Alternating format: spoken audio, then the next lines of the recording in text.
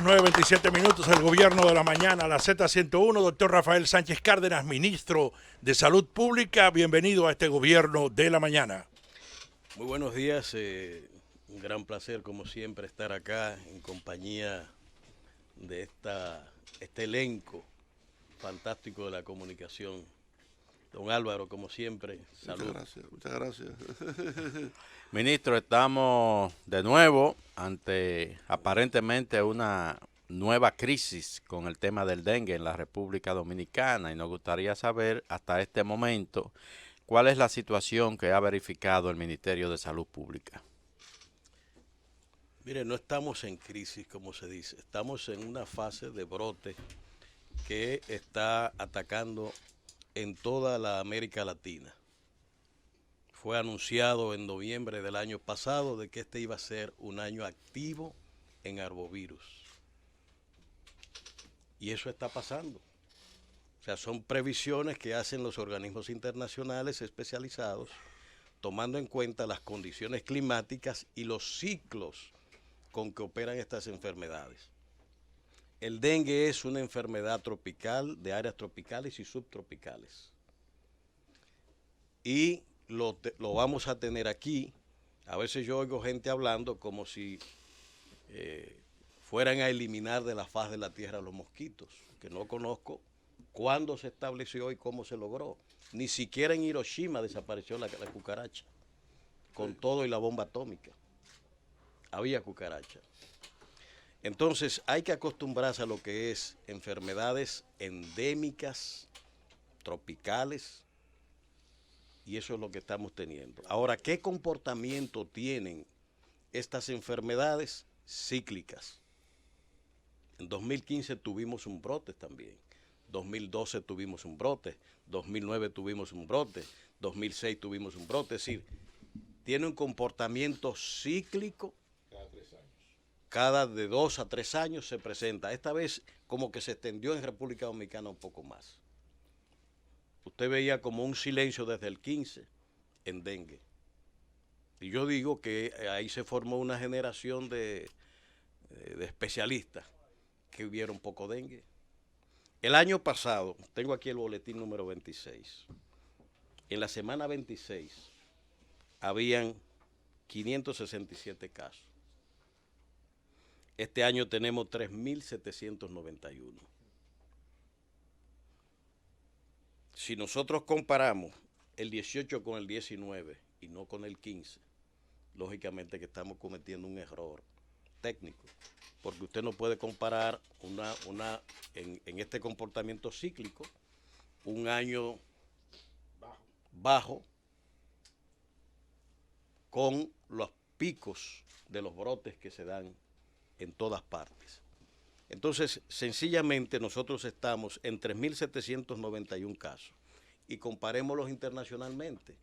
Honduras hace 5 días, 6 días declaró la emergencia nacional por dengue.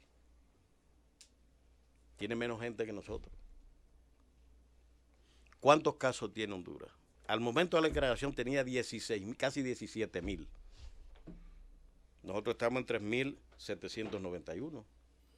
Y tenía 44 muertos ya auditados. Entonces, cuando yo oigo hablar de la crisis del dengue, yo veo más interés que la información científica y el tratamiento del caso. Ni comparativamente internacionalmente, ni con los propios comportamientos internos. Excuse que le interrumpa, señor ministro. Eso que usted dice es correcto. Aquí tenemos vamos a decir, la mala formación, mala costumbre de cualquier gobierno de buscar lo que sea para perjudicar a ese gobierno. Inclusive si hay mucho calor es culpa del gobierno actual. Sí. Y es lo mismo con la lluvia, lo mismo con esto, aquello y lo otro. Ni hablar de eso, asuntos de salud, como el caso del dengue. Bueno, están picando mosquitos gubernamentales. Así es, así es. Doctor, nosotros hacíamos varias preguntas cuando tratamos el tema y una de ellas era ¿qué falló ¿falló el protocolo o la gente no está atendiendo a las orientaciones? Y hoy veo que sale una información de que usted está reconociendo que habría fallado el protocolo. ¿Es así? Mire, en todas estas, esto no es nuevo. Yo quiero ratificar eso. En el manejo del dengue, en esos periodos cíclicos que estoy mencionando, en la prestación de los servicios, la gente olvida el protocolo de manejo de la enfermedad. 2018, 2017, 2016, con la reducción de casos, se ven pocos casos y la gente casi se olvida del dengue.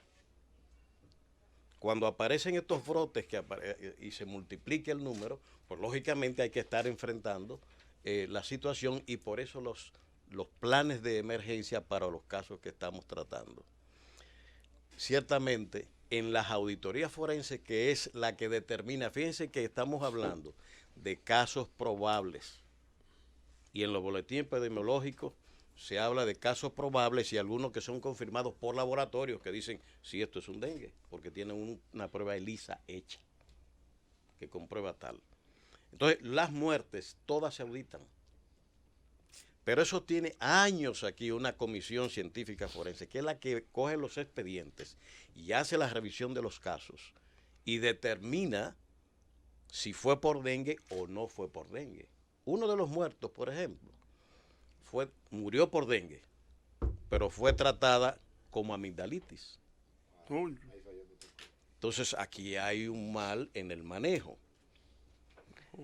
Las primeras 7 auditorías que se hicieron, solo 3 murieron por dengue. Y de ellos, las muertes se dan por 2 causas fundamentales. Manejo de los líquidos, que es capital, y la hipotensión. Perdón, señor ministro, ¿qué quiere decir manejo de los líquidos? En el dengue, y sobre todo en niños menores, se da un secuestro de sangre, de líquidos, desde los vasos hacia el abdomen, y se forma lo que se llama ascitis. Eso crea una hipotensión. Al bajar los líquidos, recordemos que esto es física elemental.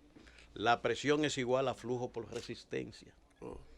Si la cantidad de líquido de los vasos cae y se va al abdomen, a la cavidad abdominal, la presión del flujo baja. Y el niño, en estos casos que son muy lábiles, baja la presión arterial, se mete en hipotensión y además se mete en un déficit de líquido. Y eso produce la muerte. En estos casos que estamos reportando, todos los casos están afectados por eso. Lo que quiere decir que si se sigue el protocolo de manejo que indica cómo manejar los líquidos, pasa el ciclo del virus y el niño vuelve a su casa sano y salvo. Doctor, hay 2 tipos de... Cuando están los fallos, entonces se producen los fallecimientos. ¿Qué es lo que nosotros tenemos que evitar aquí? No es tanto la incidencia de los casos, es la letalidad. A mí me dio dengue hace unos años y lo pasé caminando, con malestar en el cuerpo, una febrícula, y a mí lo único que se me ocurrió era beber agua. ¿Febrícula? Sí, una fiebre muy leve. Una fiebre leve. Una sensación de fiebre, tomando líquidos. Botellita van, botellita viene, hidratándome, porque era una sed que no se me quitaba. ¿Cuándo entra el dengue hemorrágico? Ahora mismo, lo que tenemos que diferenciar son los casos graves de dengue, que puede ser hemorrágico o no. No tenemos tanto hemorrágico, porque incluso hemos tenido en este caso la prevalencia del virus 1, que es el que siempre ha existido aquí. El clásico. Exactamente. Son 4 serotipos, ¿verdad? 4 serotipos, 1, 2, 3 y 4. Tenemos, por ejemplo, países El que tienen circula los ahora, 4 circulando. El que está circulando aquí ahora es el 1. Básicamente el 1 es el que está circulando, lo cual es bueno para nosotros. Sí. Que si hay un buen manejo, la letalidad debe bajar, porque es menos grave la afectación. Ahora usted coge un virus 3, un virus 4, o la combinación de ellos, ahí hay problemas. porque la tendencia es que sea más agresiva el comportamiento de la enfermedad. El mismo vector. Pero es cierto, perdón, doctor, ahí mismo, que cuando una persona le da dengue, ¿verdad? A usted que le dio dengue, vamos a suponer que usted estuvo en ese año cuando le dio el tipo 1 también, el serotipo 1. Si a usted hoy le pica un Aedes aegypti nuevamente con el tipo 1, usted no va a enfermar, ¿verdad? Porque me parece que inmuniza, o no es así. Eso es muy leve, o sea, se repite.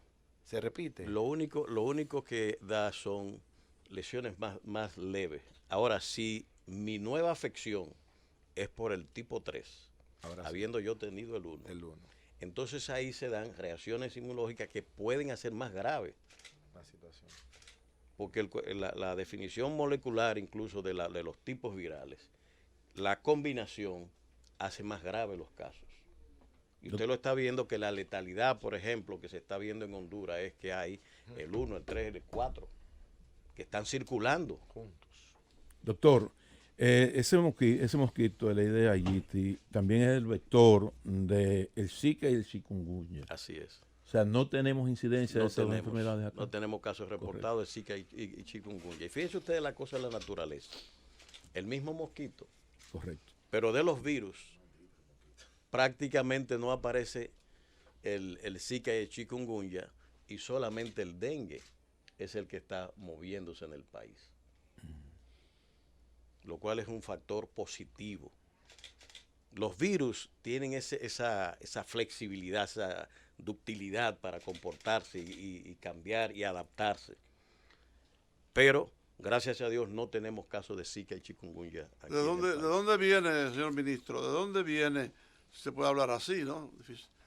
El Aedes aegypti, como dijo ahorita Nayib, el mosquito que transmite el dengue, ha estado presente en la isla por siglos. Recuerde, don Álvaro, usted que conoce bien la historia, en la guerra de independencia cubana, ¿qué hacía Máximo Gómez su guerra de guerrilla? Que arrastraba y atraía a los pantanos, a los españoles, buscando ¿qué? Que le picara la fiebre amarilla y paludismo. Concho, Con lo cual, esta gente que no tenían estos problemas ya, caían y diezmaba tropas enteras.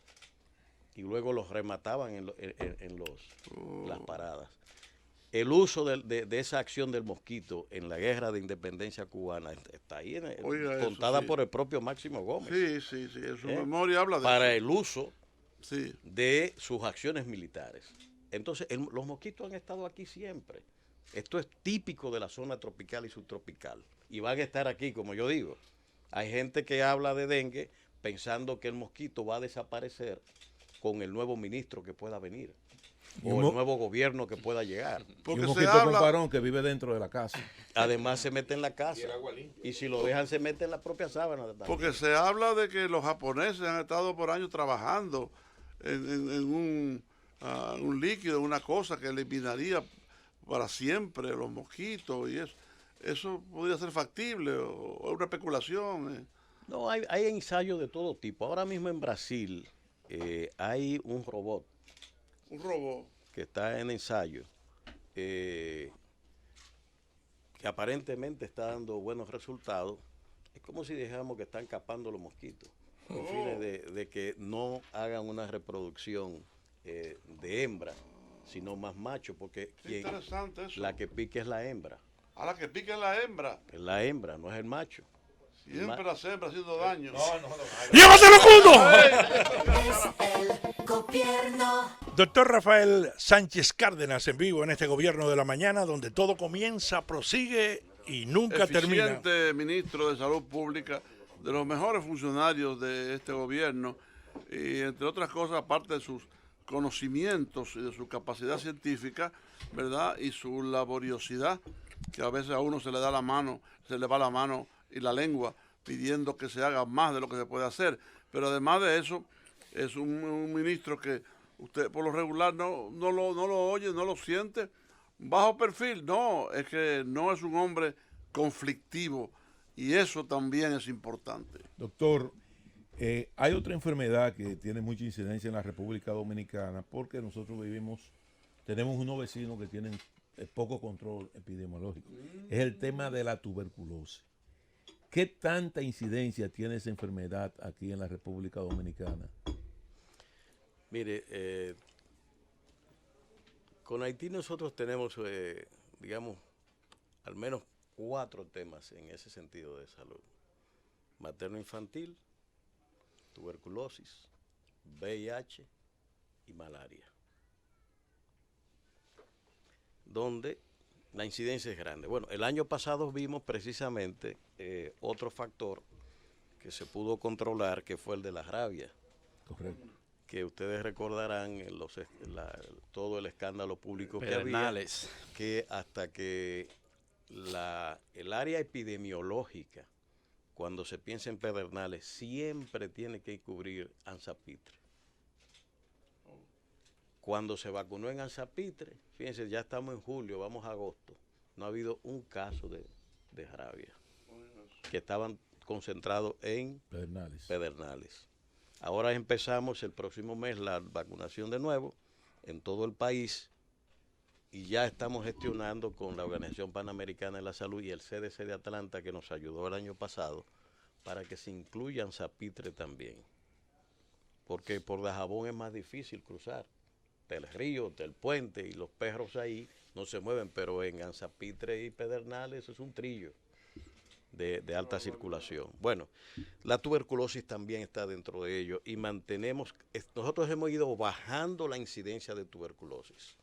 Aquí hubo un momento en que estaba controlada la tuberculosis, que se empezó desde los años de Trujillo a controlar la tuberculosis y llegó un momento de baja prácticamente desapareciendo. Y que luego con los movimientos internacionales, sobre todo con el surgimiento de resistencia a los tratamientos, va creando una nueva situación.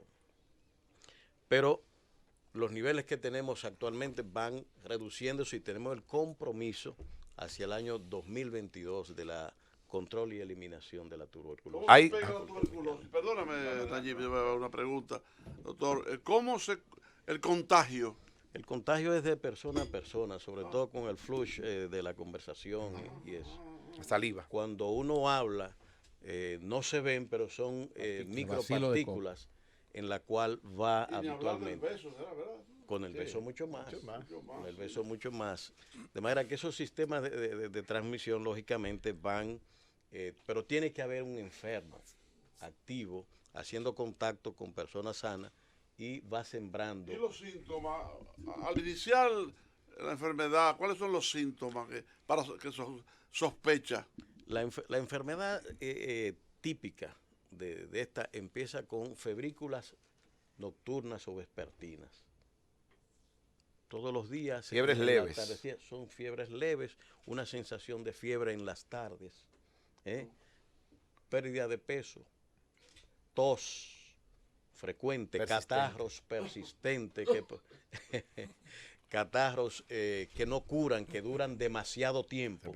Son signos de alarma que deben inducir inmediatamente a la determinación si hay o no. ¿Se hace un análisis de eso? Sí, se hacen esas ¿Es pruebas. cierto, doctor, que la República Dominicana es uno de los países de mayor nivel de resistencia por el abuso de los antibióticos? Bueno, yo no sé quién hizo ese estudio o quién ha dicho, pero esa clasificación yo no estoy de acuerdo con ella. O sea, yo no conozco un estudio serio que diga y establezca. Estamos en el momento de los rankings y a cada rato aparece uno estableciendo este es el número 1, este es el número 2, sin que los criterios para establecerlo estén bastante claros. Entonces, nosotros no somos uno de los países en ese sentido más abusadores en el uso de antibióticos. No digo que no hay fallos y cosas que corregir, pero cuando vamos a establecer ranking y cosas de este tipo, hay que tener mucho cuidado. Señor Ministro de Salud Pública, doctor Rafael Sánchez Cárdenas, quiero hacer 2 preguntas. Una con relación al tema del dengue y del mosquito, de la reproducción del mosquito, y otra que iba en el mismo sentido de los antibióticos, pero de otra manera. Y es la siguiente. ¿Cuál es el ambiente climático propicio para la reproducción del mosquito, la sequía o el tiempo de lluvia? Esa es una. Y la segunda es, con relación a los antibióticos, creo que el Ministerio de Salud Pública hace unos años estaba trabajando en la elaboración de una normativa para que una persona que fuera a una farmacia a comprar un antibiótico tuviera que hacerlo con una indicación del médico. O sea, que no podría ir solo y decir, deme ese acitrón, por ejemplo, acitrón 500 miligramos, que es un antibiótico. O sea, que no se lo podían vender sin tener la indicación. Se estaba trabajando en eso. ¿Eso se está aplicando? ¿No se está aplicando? ¿Qué ha pasado? Mire, nosotros estamos revisando prácticamente todas las normativas. Y una de ellas es precisamente eso. Usted sabe que en el caso de los antibióticos hay una clasificación de primera generación, segunda generación, tercera generación y cuarta generación de antibióticos. El procedimiento metodológico es que usted, si mediante antibióticos de primera generación usted puede controlar, lo más saludable es que se haga con ese antibiótico y no acudir a la cuarta generación ¿Por de qué le antibióticos. llaman a los antibióticos generación? ¿Qué es eso? Es una clasificación que está en la terminología internacional que se ha ido estableciendo en función del histórico de generación de producción de antibióticos y las investigaciones que va poniendo, por ejemplo, la penicilina, que es el primer antibiótico conocido como los antibióticos de primera generación, ampicilina, etcétera, etcétera, y luego hasta el final, que ya son antibióticos mediante mecanismos de biotecnología, que van produciendo modificaciones, y la acitromicina, exacta, que son ya antibióticos de cuarta generación, que son generados mediante manipulaciones de antibióticos de biotecnológicos en los laboratorios y van generando capacidades mayores ante la resistencia, porque simultáneamente los microorganismos Cuando vaya la primera generación va a la 2. Exactamente,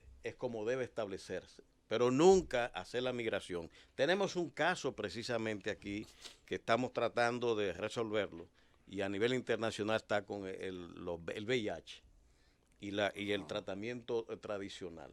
Hay resistencias que se están haciendo y estamos emitiendo a corto tiempo nuevas regulaciones en el uso de los tratamientos. ¿Por qué?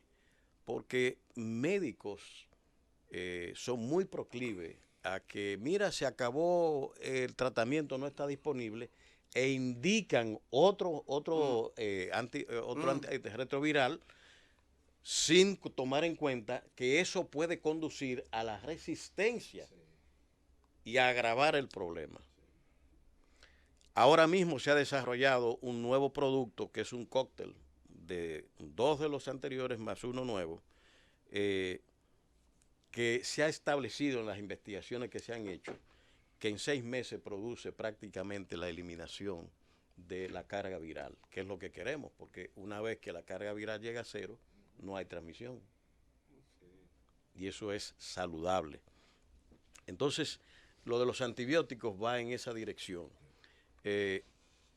Tomando en cuenta esa diferencia en el uso que tiene que ver con la capacidad de nuestro personal de salud de conocer estos protocolos y la información pertinente para hacer uso, digamos, prudente, comedido y racional de los antibióticos. Pero se va a limitar la venta, se va a exigir que sea con una indicación o no, eso no se va a aplicar. Lo que estamos regulando es, por ejemplo, el manejo de los antibióticos de tercera y cuarta generación. Estamos enfocándonos en eso. Porque es como decimos, si un bacilococo, un coco o un bacilo, un estafilococo, está acostumbrado y responde bien a la penicilina o a la ampicilina, sencillamente seguimos manejándolo con esto y nos reservamos para casos clínicos establecidos que no responden a estos antibióticos y que obligan a una intervención, sobre todo cuando hay descompensación de un antibiótico de una generación posterior y que, como no ha estado muy expuesto, las bacterias son más susceptibles. Porque en la medida en que más exponemos al antibiótico a las bacterias, más capacidad de adaptación desarrollan. Eso mismo hacen los mosquitos y los virus. Y entonces hacen cambios, mutaciones con fines de sobrevivir, que es lo que hacen todos los seres vivos. Como lo hace el hombre. Hacer las adaptaciones necesarias para seguir viviendo. Doctor, Con relación, perdón, la otra pregunta del ambiente propicio para los mosquitos, ¿la sequía o la lluvia? ¿Cuál es? Los dos, porque en sequía, ¿qué es lo que está haciendo la gente ahora en esta sequía? Almacenando en tanques el agua que van a consumir y usar en las casas. Pero ¿qué pasa? Que a pesar del cloro untado y tanque tapado, la gente se olvida del dengue y de todo eso y de que esa es una fuente, agua limpia, que es la que le gusta al mosquito Aedes aegypti, diferente a la anófeles, que transmite la malaria, que se la juega hasta en agua turbia. El Aedes aegypti es agua limpia, y usted coge y va a esos hogares, ahora que estamos metidos en los barrios, y usted ve la positividad de los tanques con las larvas allí flotantes, los gusarapos, como le dicen. Y tenemos que usar el BTI, que es el producto que le ponemos al agua, para eliminar ahí las larvas. Y por tanto, eliminar la posibilidad de nueva generación de mosquitos. Esa es la campaña que estamos llevando a cabo. En las visitas que estamos haciendo, ayudar con la gente, quitar el cacharro donde se multiplica, porque usted lanza un vasito de esos plásticos y en una lloviznita se crea un cc de agua limpia de esa. Y allí va la hembra y pone los huevos. Y allí se multiplica y al poco tiempo, en 3, 4 días, ya tenemos un mosquito volando y buscando sangre. así es. Doctor, usted cuando estuvo acá hace unas semanas nos explicó la importancia del turismo de salud. Vimos que el ministerio publicó una ordenanza. ¿En qué consiste esa ordenanza que regula las clínicas estéticas acá en la República Dominicana? Los aspectos principales de esa ordenanza. Mire, se hace a partir de esta campaña sucia que se hizo contra el turismo nacional, que no tenía fundamentos de ningún género, ni por casuística, ni por la incidencia, ni tampoco por los motivos de la muerte de los turistas. Se hicieron historias que usted dice que solamente esto que llaman la posverdad puede construir relatos falsos sobre falsedades. Nosotros tenemos menos muertos este año que el año pasado, pero como tenemos la capacidad de hacer las autopsias, que son una actividad científica, como siempre digo, los muertos hablan y los patólogos van y hacen la lectura del libro de los muertos. Y allí se sabe la causa de la muerte. Y cuando teníamos todas las autopsias reunidas, vimos que todos y cada uno de los casos que se presentaron tenían condiciones mórbidas previas a venir aquí.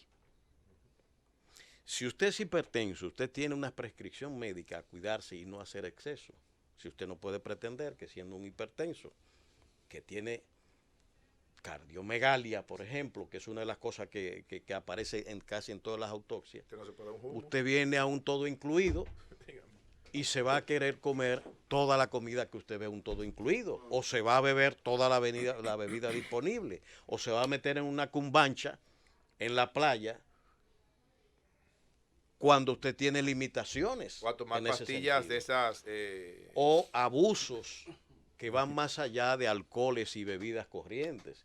Sino, por ejemplo, como una de las parejas que tenía allí, anticonvulsivante, que tenía para trastorno de dolores neuropáticos, que tenía allí antihipertensivos, que tenía oxicodona, que tenía codeína, o sea, opiáceos. Y a propósito, en doctor, cantidades importantes. A propósito de los exámenes toxicológicos que se le estaban haciendo en Estados Unidos a esa pareja, ¿ya tenemos los resultados? A mí no me lo han dado. Tengo entendido que eso debe llegar esta semana. Pero fíjese, hay algo que esa es mi posición desde el principio. El examen toxicológico es un componente complementario De la autopsia. Y todos los casos, puedo decir, incluyendo esa pareja, que es probablemente, digamos, lo más raro de esas muertes, es que muriera la pareja. Esa pareja, cuando los médicos estamos hechos para hacer historias, que es importante conocer. Una pareja que tenía unos 15 o 20 días que se había constituido y viene para acá a vacacionar. Lógicamente vienen de luna de miel. Y aquí se determina en la autopsia, por ejemplo, que el señor, un corazón, yo lo explicaba creo que aquí anteriormente de hombre, pesa unos 300 gramos y el de la mujer 250. Si usted tiene 650 gramos, significa que usted tiene un corazón de buey. Y es hipertenso, porque él usaba valsartán, que es un antihipertensivo. ¿Entiende? Entonces, ¿qué hizo ese señor? Muere en la habitación y muere la señora que también es hipertensa y también tiene corazón grande. Por decirlo así. ¿Entiende? Que mueren simultáneamente. Yo no quiero, no me gusta la especulación, pero evidentemente que esta precondición es el factor determinante de la fatalidad de esa pareja en ese día. El niño Cox, que hablaba de que su madre de 53 años, que vino al país sola a celebrar su cumpleaños, la autopsia, 500 gramos, el doble del tamaño que debía tener su corazón. Hipertensa, tomando lisinopril. ¿Qué pasó ahí?